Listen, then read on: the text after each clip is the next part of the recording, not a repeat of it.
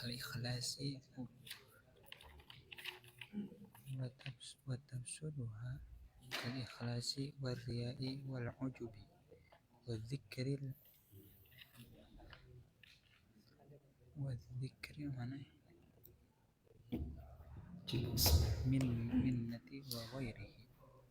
Alhamdulillah wassalatu wassalamu ala rasulillah wa ala alihi wa sahbihi wa mawalah. Asyhadu an la ilaha illallah wahdahu la syarika lah wa asyhadu anna Muhammadan abduhu wa rasuluhu alladzi la nabiyya ba'da. Amma ba'd. Rabbi shrah li sadri wa yassir li amri wahlul 'uqdatam min lisani yafqahu qawli. Baik, alhamdulillah rekan-rekan semua, di malam kali ini kita masuk ke halaman 48. Sebelum kita melanjutkan pembelajaran semester ini, insya Allah sampai akhir November. Jadi nanti Desember libur dulu ya, supaya tidak terlalu sering belajar, bisi olah, bisi utah, maca kitab gue tiap hari. Jadi nanti hari akhir November itu kita evaluasi. Jadi Desember kita libur 1 bulan. Nah, tapi yang kuliah tetap bersama di sini aja. Dan tapi saya harapkan selama 1 bulan itu justru ada target nanti minimal 1 bulan itu dapat hafalan setengah juz atau 1 juz di libur. Idealnya 1 juz. Jadi nanti pas masuk Januari itu store 1 juz. Nah, 1 semester ini sebenarnya evaluasi nanti teman-teman yang selama 1 semester ini punya hafalan yang paling banyak idealnya 5 juz. Jadi 1 semester itu nanti tasmi per 5 juz. Jadi kan program kita itu 2,5 tahun.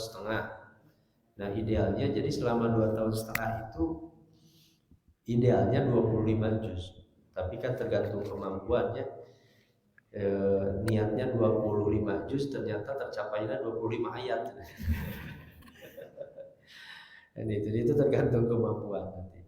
Harapannya seperti itu. Jadi nanti insya Allah di akhir November ya, sampai akhir November pembelajaran, jadi Desember kita libur istirahat.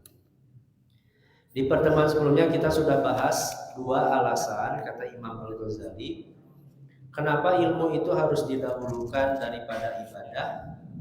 Alasan pertama yang sudah dibahas secara panjang lebar, karena baik dan benarnya ibadah kita itu tergantung ilmu. Nah, maka wajib ilmu itu didahulukan daripada kita. Berapa banyak orang ibadah yang hanya didapatkan hanya lelah dan capeknya saja di hadapan Allah, tapi tidak mendapatkan pahala, kenikmatan, rasa takut, tidak menjadi perbaikan akhlak karena tidak didasari dengan ilmu. Nah, di malam kali ini kita bahas bagian yang kedua. Wa ammal khoslatus tsaniyah allati tujibu taqdimal ilmi.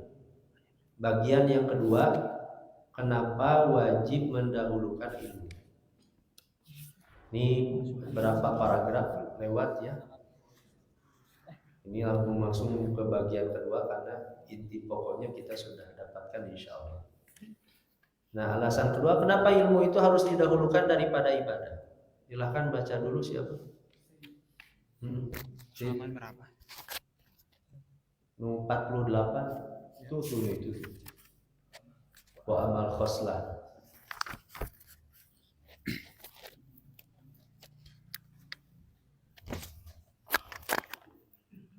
Wa ammal khoslatu tsaniyatu allati tujibu taqdimal ilmi annal ilma an-nafi'a yusmiru khasyatallahi ta'ala wa mahabatahu.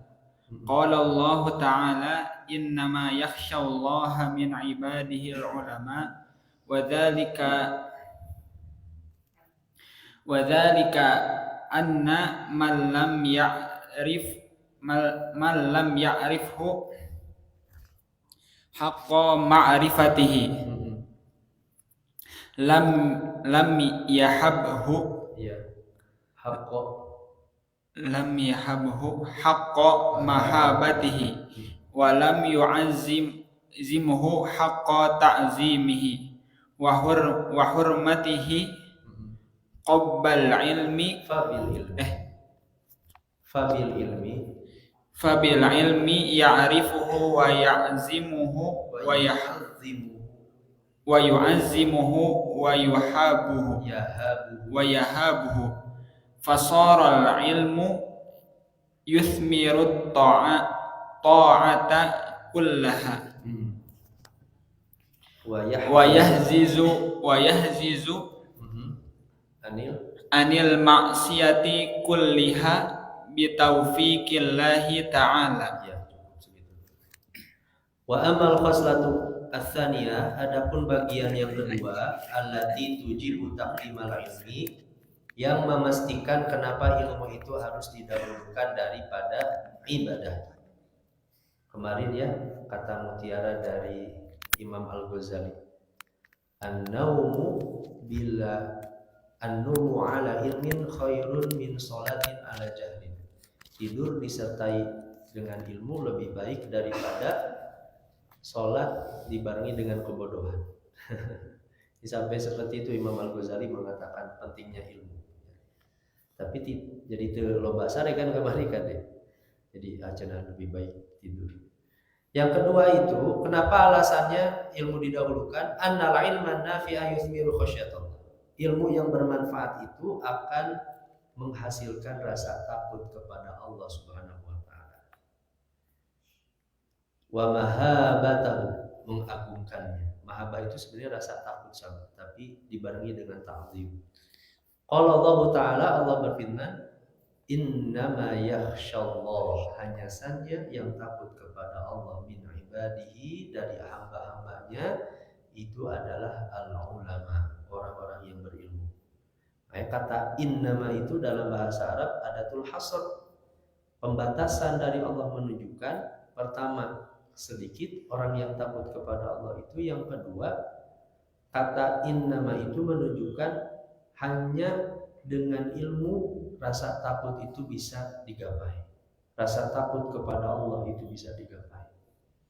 Wa dzalika anna man lam ya'rifhu haqqat ma'rifatih, maka siapa yang tidak mengenal Allah dengan sebenar-benarnya, lam yahabu haqqa mahabbatih, dia tidak akan takut mengagungkan Allah dengan sebenar-benarnya takut, enggak akan. Walam yu'azzimhu haqqa ta'zimihi, dia tidak akan mengagungkan Allah dengan sebenar-benarnya pengagungan, wa hurmatihi, dengan sebenar-benarnya kehormatan. Dan teman-teman semua akan terasa sekali semakin kita banyak mendekat mengenal Allah dengan ilmu tauhid, ilmu tazkiyatun nafs, itu kita semakin takut untuk berbuat dosa, semakin terdorong untuk berbuat taat. Kita ketika semakin banyak mengetahui fadilah sholat berjamaah, fadilah membaca Al-Quran, fadilah belajar, itu jadi terdorong senang sholat berjamaah, senang mengaji, senang membaca Al-Quran. Itu karena ilmu. Orang yang tidak tertarik untuk sholat berjamaah, membaca Al-Quran, bisa jadi karena mereka tidak tahu keutamaan dan kenikmatannya dalam ibadah-ibadah itu. Fasarul ilmu, maka ilmu itu menjadi yuthmiru ta'ata kullaha, membuahkan ketaatan seluruhnya, wa yahjizu anil maksiyati kulliha, dan karena ilmu itulah seorang tertahan dirinya dari maksiat kepada Allah Subhanahu wa taala. Orang yang berilmu begitu tahu begitu dahsyatnya siksa Allah kepada orang yang bermaksiat kepada Allah. Maka orang yang berilmu takut, jangankan dosa yang begitu besar, yang kecil saja dia akan takut kepada Allah. Kata para ulama, orang-orang soleh dahulu itu mereka berhadap-hadapan dengan dosa yang kecil seperti seolah-olah mereka hendak ditimpa batu yang sangat besar, meskipun dosa maksiat yang begitu kecil, karena takutnya terhadap dosa-dosa itu. Kemudian walaisa wara'a hadaini, lanjut sih. Walaysa wara'a hadaini maqsidun lil 'abdi fi ibadatillahi subhanahu wa ta'ala. Fa'alaika bil ilmi arsyadakallahu ya salika tariqil akhirati awwala kulli syai'in wallahu waliyut taufiqi bifadlihi wa rahmatihi. Ya. Walaisa wara'a hadaini maqsad, dan tidak ada di belakang dua ini, maksudnya rasa takut dan ketaatan. Itu maksud, tujuan, atau sederhananya jalan lil abdi bagi seorang hamba fi ibadatillah, dalam beribadah kepada Allah. Maksudnya rasa takut, khosyah, kedua ta'ah, ketaatan itu hanya bisa didapatkan dengan ilmu, belajar, ya, memahami, tadabbur ayat Al-Quran. Itu dua itu yang akan didapatkan. Orang yang semakin banyak ilmunya, justru idealnya dia akan semakin banyak ketaatannya kepada Allah. Fa'alaika bil ilmi, maka hendaklah bagi dirimu dengan ilmu. Arsyadakallahu ya salika tariqil akhirah. Ini doa dari Imam Al-Ghazali ya kepada kita. Semoga Allah memberikan petunjuk kepada dirimu, wahai penempuh jalan akhirat. Awwala kulli syai', awal segala sesuatu ilmu. Wallahu waliyut taufiq bifadlihi wa rahmatih, dan Allah waliyut taufiq, yang memiliki taufik, hidayah, bifadlihi, dan dengan karunia-Nya, wa rahmatihi, dan rahmatnya. Dan ini teman-teman semua, saya rasakan sekali dulu ketika SD, SMP masih senang tuh ngabantah kepada ibu. Tapi ketika mulai aliyah banyak membaca, merenungkan ayat-ayat Al-Quran tentang hormat bakti kepada kedua orang tua, tentang penjelasan para ulama, ternyata durhaka sekecil apapun itu bagian dari dosa besar meskipun kecil di hadapan orang tua. Fala taqul lahuma ufin, itu para ulama menyebutnya uququl walidain, bagian dari durhaka. Bilang kita jengkel misalnya kepada kedua orang tua itu, si bapak mah gitu angger. Nah, itu bagian dari uququl walidain. Padahal mungkin kita anggap remeh. Ketika saya banyak penjelasan, ketika aliyah saya merasakan ada dorongan yang begitu mudah sekali untuk hormat kepada kedua orang tua. Apalagi baca para ulama salafus shalih, bagaimana kehebatan mereka dalam bakti kepada kedua orang tua. Itu karena ilmu. Semakin banyak ilmu yang dipelajari, maka semakin mudah amal itu untuk dilakukan. Wala'allaka, lanjut. Wala'allaka an taqula qad waradal khabaru an sahibi syar'i salawatullahi alaihi wasallamuhu annahu qala talabul ilmi faridatun ala kulli muslimin. Fama al-ilmu alladhi talabuhu fardun lazimun. Wa ma haddul ladhi la budda lil 'abdi min tahsilihi fi amril ibadati. Iya. Nah, tanggung satu lagi. Fa'lam annal ulum allati talabuha fardun fil jumlati salasatun. Ilmu tauhidi wa'lamu syirri a'ni bihi ma yata'allaqu bil qalbi wa masya'ihi wa ilmu syari'ati. Wala'allaka an taqula, dan bisa jadi kamu mengatakan qad waradal khabar, telah datang satu khabar hadis an sahibi syar'i, dari pemilik syariat, maksudnya Nabi sallallahu alaihi wasallam, salawatullahi alaihi wasallam, annahu qala, Nabi bersabda, talabul ilmi faridatun ala kulli muslimin.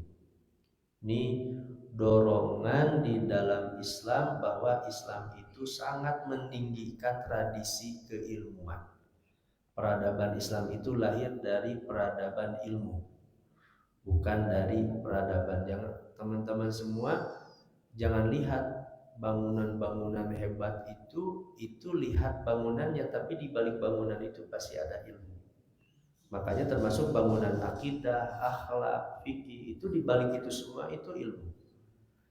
Nah, famal ilmu ladzi talabu fardun lazim. Kalau misalnya menuntut ilmu itu wajib, fardu, lantas ilmu apa yang wajib dipelajari? Famal ilmu ladzi talabu. Apa yang harus dipelajari itu? Wa mal haddul ladzi la budda lil 'abdi, dan apa batasan seorang hamba itu mesti min tahsilihi fi amril ibadah, memperoleh ilmu dalam perkara ibadahnya. Kan kalau misalnya ilmu itu wajib kepada setiap muslim, kalau ada yang tidak dipelajari berarti ada dosa karena yang tidak dipelajari. Nah, batasannya seperti apa? Nah, ini kata Imam Al-Ghazali, 3 ilmu ini yang wajib kalian pelajari, kita semua pelajari ya. Makanya sampai kapanpun jangan berhenti untuk memperdalam 3 ilmu ini. Ini kata Imam Al-Ghazali. Anal ulum allati talabuha fardun fil jumlah, ilmu-ilmu yang wajib fardu dipelajari salasatun, secara keseluruhan ada 3. Pertama, ilmu tauhid. Makanya teman-teman semua kalian belajar syarah salasatil usul. Itu dasarnya. Masih banyak kitab-kitab yang lebih tebal, yang lebih rinci tentang penjelasan ilmu tauhid. Kedua, ilmu sir. Ilmu sir itu ilmu yang berkaitan dengan amal-amal hati. Ini jarang sekali dipelajari dengan serius dan diamalkan karena sulit sekali.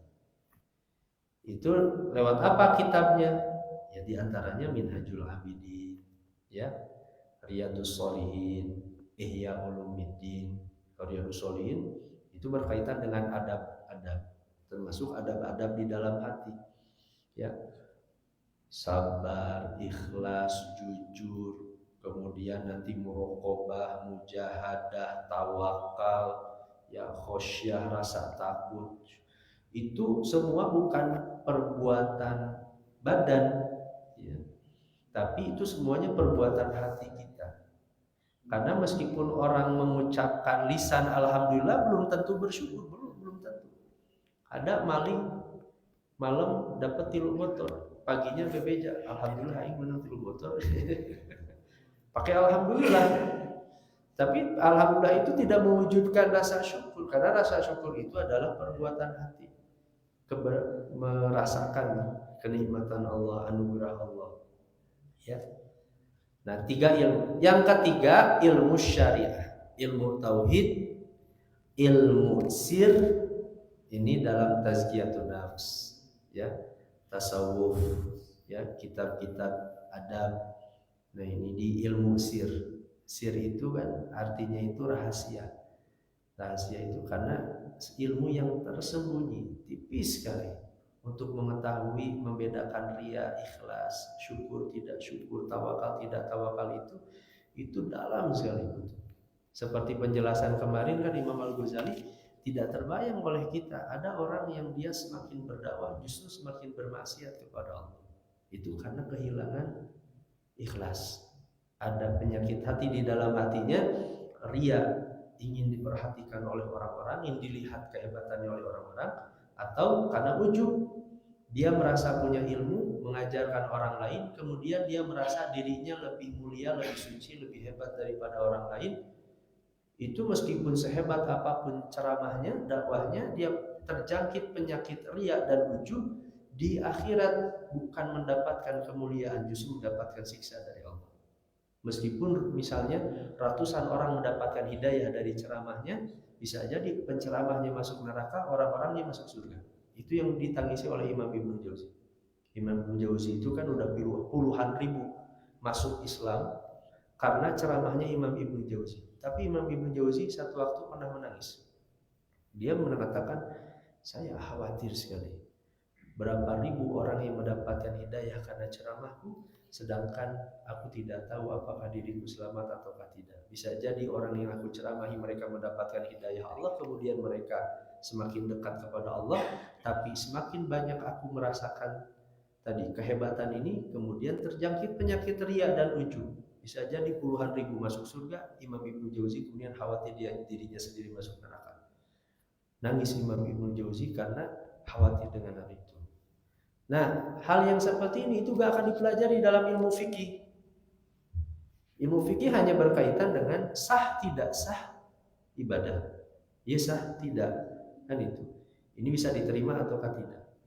Nah, makanya ibadah itu bukan hanya berkaitan benar atau tidak, tapi berkaitan juga dengan baik ataukah tidak.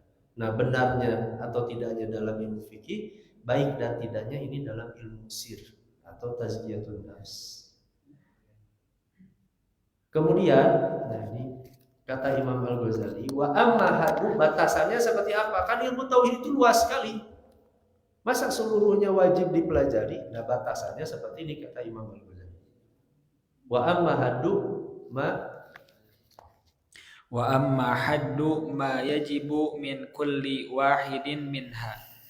Falladhi yata'ayyanu farduhu min ilmi tauhidi miqdaru ma tu'rafu bihi usul ad-dini wa huwa bacanya ma ta'rifu bihi usul ad-dini. Nah, itu maf'ul bihnya. Wa huwa anna laka ilahan aliman qadiran hayyan muridan mutakalliman sami'an basiran wahidan la syarikalah muttasifan bisifatil kamali mutanazzihan an dalalatil hadathi munfaridan bil qidami an kulli muhdatsin wa anna Muhammadan sallallahu alaihi wasallam abduhu wa rasuluhu as-sadiqu fi ma jaa bihi anillahi subhanahu wa ta'ala wa fi ma warada ala lisanihi min umuril akhirati. Iya. Pertama ilmu tauhid. Wa amma haddu ma yajibu, adapun batasan yang wajib min kulli wahidin dari semuanya, minha di antaranya, falladhi yata'ayyadu, yang yata'ayyanu itu yang tertentu, yang pasti, farduhu kewajibannya, min ilmi tauhid dari ilmu tauhid. Nah ini miqdaru ma tu'rafu ma ta'rifu usuladdin, seukuran apa saja yang mengenalkan seorang kepada pokok-pokok agama. Yang jadi pokok agama, jadi ilmu tauhid itu mana yang harus dipelajari? Yang jadi pokok-pokok agama tentang Allah, ya, keimanan kepada malaikat, akhirat, kitab-kitab, wahwa, yaitu annalaka, bahwa kamu memiliki ilahan aliman, Allah yang alim, yang maha tahu, qadiran hayyan, Allah itu berkuasa, hayyan maha hidup, muridan, Allah itu berkehendak, mutakalliman, berbicara, ya, tapi berbicaranya tentu tidak sama seperti kita. Laisa kamitslihi syai', laisa, ya, tidak sama seperti kita. Sami'an basiran, Allah maha mendengar, maha melihat. Nah, ini semua dipelajari dalam ilmu asma wa sifat. Imam Al-Ghazali sendiri menulis kitab Al-Maqsad Al-Asna fi Syarhi Asma'illahil Husna. Jadi tujuan-tujuan mulia tentang Asmaul Husna. Kalau kitab kontemporer yang saya tahu yang paling bagus penjelasannya itu Profesor Dr. Rotib An-Nablusi. Beliau punya kitab Mausu'ah Asma'illahi al-Husna, ensiklopedia Asmaul Husna 5 jilid. Bagus penjelasan beliau. Beliau menghadirkan Asmaul Husna bukan hanya sebatas mengenal Allah, tapi apa kaitan Asmaul Husna itu dengan akhlak kita, perilaku kita. Atau tulisan Imam Al-Qurtubi, ini ulama dari Spanyol, Cordoba asalnya. Beliau menulis sama Al-Asna fi Syari Asmaul Husna. Itu 700 halaman tentang penjelasan nama-nama dan sifat-sifat Allah. Nah, kalau mau yang harus dipelajari itu Asmaul Husna, dari apa makna Allah, ya, turunannya seperti apa Allah dibandingkan nama-nama yang lain. Terus Ar-Rahman, Ar-Rahim, Al-Malik, Al-Qudus, As-Salam, Al-Mu'min, Al-Muhaimin, Al-Aziz, Al-Jabbar, ya Al-Mutakabbir, Al-Khaliq, terus semuanya dipelajari. Sampai ketika beres dipelajari itu, saya merasakan ketika mempelajari membaca Asmaul Husna itu dampak besar terhadap kenikmatan ibadahnya besar sekali. Karena kita bersujud kepada zat yang kita sangat tahu, mengenal sekali kepada zat itu. Karena kata Imam Al-Ghazali, bagaimana mungkin kita beribadah kepada zat yang kita gak kenal sifat-sifatnya. Kita kalau punya teman yang kita sudah puluhan tahun dengan teman itu, kita tahu kebaikannya, ya, mungkin kelembutannya, dermawan, kita pasti akan nyaman sekali dan sangat percaya dan bahkan senang sekali dekat dengan teman itu. Daripada dengan teman yang kita gak kenal sifatnya seperti apa, gak jarang ketemu, apalagi gak pernah jalan bareng, kita pasti akan lebih memilih teman yang dekat dengan kita. Begitu pula kita beribadah kepada Allah, orang yang mengenal Allah melalui sifat-sifatnya, ilmunya Asmaul Husna, itu berbeda sekali dengan orang yang beribadah tanpa mempelajari Asmaul Husna. Minimal baca terjemahnya sudah ada. Profesor Dr. Rotib An-Nablisi, beliau terjemahnya itu judulnya Mengenal Allah. Kalau nggak salah penerbitnya penerbit Turos, itu covernya warna kuning, bagus sekali, ya. Nah, kemudian muttasifan bisifatil kamal wahidan la syarikalah, Allah itu esa, tidak ada sekutu. Allah itu disifati dengan sifat-sifat yang mulia. Mutanazzihan, Allah itu suci an dalalatil hadath, ya, suci dari ini dalalat, petunjuk al hadas, sesuatu yang baru, ya. Munfaridan bil qidam, Allah itu esa bil qidam, dari sejak dahulu. Maksudnya Allah wal awal wal akhir wal zahir wal batin. Dialah Allah yang awal, yang sejak dahulu. An kulli muhdas, dari segala yang baru. Wa anna Muhammadan sallallahu alaihi wasallam, dan Nabi Muhammad sallallahu alaihi wasallam abduhu wa rasuluh, hamba Allah dan rasulnya. Ini berkaitan dengan ilmu akidah itu, yaitu rukun iman sebenarnya yang wajib kita pelajari itu, kan? Iman kepada Allah turunannya asma wa sifat.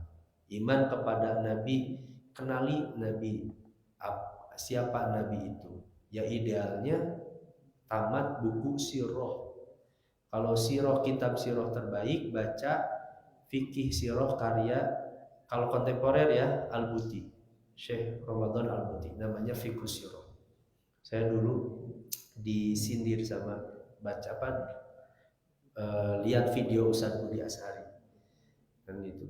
Siapa saja yang mengklaim cinta kepada Nabi SAW, kemudian dia belum pernah membaca kehidupan Nabi dari awal sampai meninggalnya, itu pasti cintanya bohong sekali.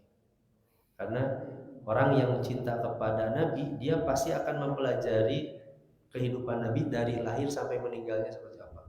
Di situ saya paksakan khotamkan karya Syekh Al-Buti, Ramadan Al-Buti, Fikih Sirah, terjemahnya pun sudah ada. Nah, atau karya Sofi Rahman Al-Mubarakfuri. Nah, mengenal Nabi, ya. Kemudian iman kepada malaikat, kenali malaikat itu. Malaikat itu kan tidak terbatas pada 10 malaikat yang kita hafalkan, Jibril, Mikail, Israfil, Israil, enggak hanya sebatas itu. Banyak ketika kita mempelajari tentang kehidupan malaikat. Kalau ulama kontemporer ada khusus yang membahas tentang malaikat. Siapa namanya? Saya kemarin di Madinah lihat sekali ya bukunya tentang ensiklopedia akidah Islam di Masjid Nabawi dulu. Sulaiman Al-Ashqar. Nah, Syekh Sulaiman Al-Ashqar beliau menulis kisah kitab tentang malaikat khusus. Jadi seperti apa malaikat? Orang yang mempelajari malaikat akan mengenal, akan tersadar minimal seperti ini. Andaikan seluruh manusia ini kufur kepada Allah, bahkan jadi Fir'aun semuanya, Allah itu gak akan rugi sekali. Kenapa? Karena ada makhluk yang lebih banyak dari manusia itu sendiri, malaikat yang Allah ciptakan. Kan malaikat itu kata Nabi SAW, ada satu tempat ibadah sejajar dengan Ka'bah namanya Baitul Ma'mur, yang setiap hari dulu sejak Allah ciptakan Baitul Ma'mur itu setiap hari masuk 70.000 malaikat dan tidak keluar lagi. Para malaikat itu tugasnya hanya untuk beribadah dan bersujud kepada Allah. 70.000 setiap hari.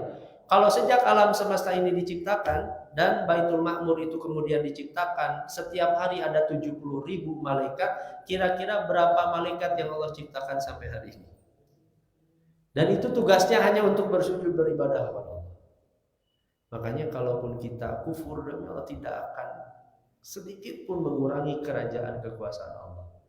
Atau sebaliknya, Allah bagikan semua kenikmatan, bahkan Allah kabulkan seluruh permintaan hamba, tidak akan sedikit pun mengurangi kekayaan Allah. Orang yang mempelajari malaikat, hikmahnya seperti itu. Termasuk iman kepada kitab. Ini berkaitan dengan Al-Quran, membacanya, mentadaburinya, memahaminya, itu bagian dari kewajiban kita. Kemudian iman kepada hari akhirat. Hari akhirat, pelajari itu perjalanan hidup kita dari kematian, masuk ke alam barzah, di padang mahsyar, nanti bagaimana sirat, ya, bagaimana mizan, nerakanya seperti apa, surganya seperti apa. Kalau di Kota Mas, alhamdulillah insya Allah setiap ahad pertama saya kemarin baru bahas tentang kematian. Kalau di masjid yang lain di Blok C alhamdulillah sudah. Sekarang bahasan puncak, tinggal neraka. Semua bahasa sudah dibahas, tinggal nerakanya tentang. Nah itu berkaitan dengan iman kepada hari akhirat. Termasuk terakhir iman kepada takdir. Takdir pun banyak turunannya, bagaimana kita memahami takdir. Para ulama sudah banyak menulis terkait dengan konsep takdir. Nah itu yang wajib dipelajari dari ilmu tauhid, ya. Kemudian summa masailu fi sya'airi sunnah tajibu ma'rifatuha. Kemudian masalah-masalah dalam masalah-masalah sunnah yang wajib diketahui. Wa iyyaka an tabtadi'a fi dinillah. Hati-hati berbuat bid'ah dalam agama Allah. Ma lam ya'ti bihi kitab wala atharun, yang tidak ada di dalam kitab dan asar. Asar itu penjelasan riwayat dari para sahabat, orang-orang salafus sholih. Fatakunu ma'allah ala a'zami khatarin, maka kamu ketika itu bersama Allah berada dalam bahaya yang besar. Berkaitan dengan sunnah-sunnah yang wajib diketahui dan hati-hati terhadap perbuatan bid'ah dalam agama. Kalau ulama dulu mengatakan bid'ah, ini hati-hati ya, itu pasti berkaitan dengan usul agama, bukan furu. Contoh furu itu maulid tidak maulid, ya, atau misalnya kunut tidak kunut, membaca sir bismillah atau bismillah, itu bukan yang disebut bid'ah oleh orang-orang soleh dahulu. Yang disebut bid'ah itu biasanya berkaitan dengan pokok agama, Khawarij, Syiah, Qadariyah, ya, Jabariyah, yang memang secara pokok akidah sudah menyimpang, Mu'tazilah misalnya, yang berkaitan dengan bid'ah-bid'ah agama itu. Kalau orang hari ini terlalu bermudah-mudahan ketika ada yang berbeda dari kelompoknya, kemudian dia mengklaim dirinya sunnah yang di luar bid'ah, padahal dia belum mempelajari khazanah para ulama yang begitu luas. Baiknya pelajari dulu, memang apakah benar menurut para ulama yang dilakukannya itu jatuh kepada bid'ah. Jangan sampai hanya karena memang tuduhan semata kelompoknya sendiri. Harus lihat di koridor. Makanya dalam syariat kita di antara ilmu yang harus dipelajari itu ilmu tentang thawabit wal mutaghayyir. Dulu saya dikasih ketika di Gontor ilmu tentang thawabit wal mutaghayyir. Ilmu thawabit wal mutaghayyir itu mana bagian dari agama kita yang ini pokok gak boleh seumat Islam itu berbeda. Mau ormas apapun, mau madhab apapun itu sepakat. Tapi ada bagian dari agama itu yang mutaghayyirat, yang ini boleh para ulama berbeda pendapat. Sampai 1000 halaman saya dikasih sama Ustaz Rizky mentor di PKU di Gontor dulu. Itu terkait dengan ilmu mutaghayyirat. Nah, kenapa itu penting dipelajari? Ini saya tutup saja dengan perkataannya Profesor Dr. Jamal Faruk. Beliau dulu yang mengisi bidang akidah ketika saya daurah di Darul Iftah di Mesir. Beliau mengatakan dalam bidang akidah yang hari ini berselisihkan oleh umat Islam, Salafi dengan NU misalnya, Persis dengan siapa, yang diperselisihkan itu, yang diperselisihkan hanya 1%, 99% masalah akidahnya seluruh umat Islam itu sepakat. Kita itu kadang lebih fokus kepada perbedaannya daripada persamaannya. Dalam bidang fikih 25% yang diperselisihkan, 75%-nya itu seluruh umat Islam, mau madhab apapun, mau ormas apapun itu sepakat. Hanya kata beliau, setan itu cerdas sekali. Umat Islam disibukkan dengan yang 1% itu yang diperselisihkan, sehingga tenaga umat Islam itu habis untuk membincangkan yang 1% itu.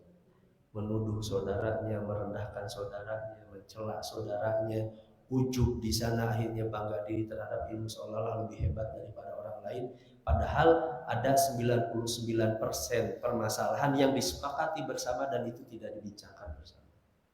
Nah, wallahu a'lam bishawab. Hanya itu mungkin ya pada malam kali ini. Ini penjelasan tentang kenapa ilmu itu didahulukan, karena ilmu itu menghadirkan khosyah, rasa takut kepada Allah Subhanahu wa taala. Nanti masih ada ya penjelasannya insyaallah. Baik, wallahu a'lam bishawab. Itu mungkin kita masuk sholat waktu Isya ya. Subhanakallahumma bihamdik asyhadu an la ilaha illa anta astaghfiruka wa atubu ilaik. Aqulu qouli hadza wa astaghfirullah li wa lakum. Assalamualaikum